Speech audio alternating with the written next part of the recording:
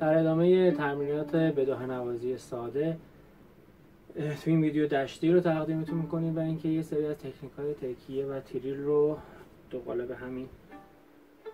تمرین با هم دیگه اجرا خواهیم کرد. کوکمون می لا ره سل هست. تو ویدیو قبلی عرض کردم که این تمرین ویدیو برام دسته از عزیزانی هست که کتاب ردیف استاد صبور رو زدن، ویدیوهاشو که من گذاشتم با اون تمرین کردن و حالا یه بداهه نوازی ساده ای رو اجرا خواهند کرد. و اینکه علامتمون فا سوری هست. از سل شروع میکنیم. سل لا سی لا سی لا سی،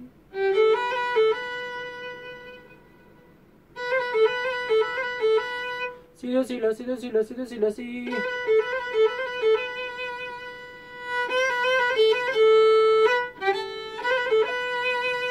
دو سی دو سی لا سی لا، سی لا سی لا سو لا، سی لا سی لا سی.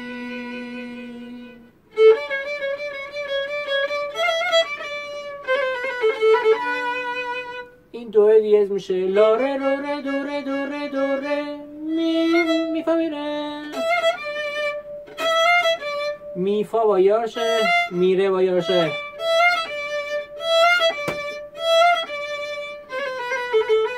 دو ره دو سی دو سی لا سی لا سی، لا سی دو سی لا سی دو سی لا سی دو سی، دو ره دو سی دو سی لا سی لا سو لا سو لا،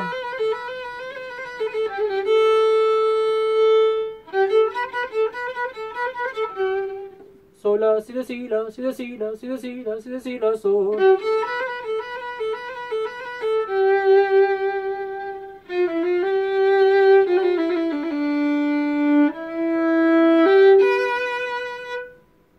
سو لا سول فا سول فا می فا می ره می ره، سول فا سول فا می فا می ره می ره می سول سی.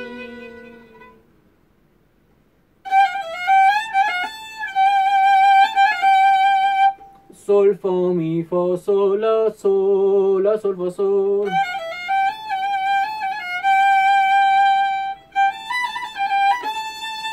سول لا سی لا سول سی لا، فا سول لا سول فا سول فا لا سول،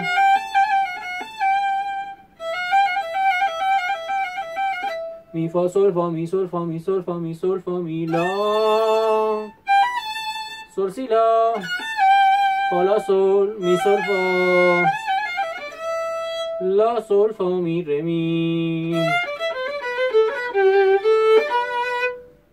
فا ره می دو ره سی دو لا سی سول لا ره سی. انگشت اول رو جوری بذاریم که هم سی و هم می رو بگیره. انگشت اول رو بر نمیداریم، رو سیم ره هست و اینکه به عنوان سیم دوبل ازش استفاده میکنیم، صدای می بیاد و رو سیم لا آرشه کشی رو انجام میدیم. دو سی دو ره دو سی ره دو، ره دو ره می ره دو ره دو، دو سی دو ره دو سی دو سی، سی لا سی این سیا کرون سی لا، حالا به کرون سی لا سی لا سی سولا سی،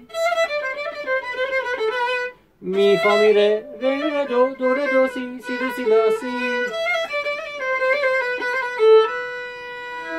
دوباره دوبل سی و می، لا ره دو ره، این دو دیز میشه لا ره دو ره دو ره دو ره دو ره سی. این همین رسومه بم میزنیم لا ره دو ره دو ره دو ره سی، دو سی دو سی لا سولا، سی لا سی لا سول فا سول، لا سول لا سول فا می فا، ره فا می سول فا لا سول سی لا دو سی ره، دو ره سی دو سی دو لا سی لا سی سول لا سی.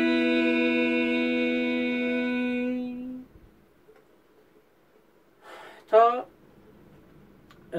اینجایی که زدیم رو میتونید تو ویدیوی قبلی هم تاکید کردم که بزنید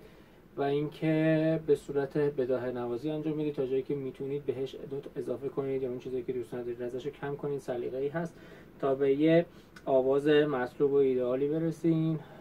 تو همین ویدیو قبلی تاکید کردم، تو این ویدیو هم میگم که هدف از تولید این ویدیوها خدمت و کمک خیلی کوچیکی هست به اون دسته از عزیزانی که دسترسی به معلم و کلاس ندارن،